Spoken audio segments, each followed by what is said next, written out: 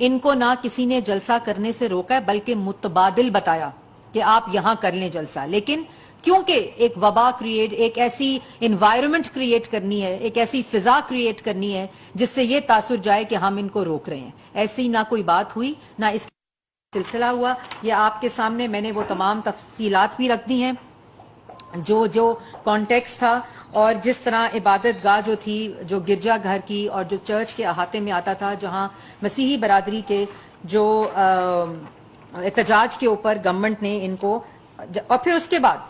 ابھی press talk کی، اتنے جھوٹے ہیں کہ اس پریس ٹاک کے اندر بھی اس بات کو تسلیم کیا، اور صرف اس لیے کہ جو وجہ تھی وہ مسیحی برادری کا احتجاج تھا، بجائے اس کے کہ آپ ان کے جذبات کا احترام کرتے،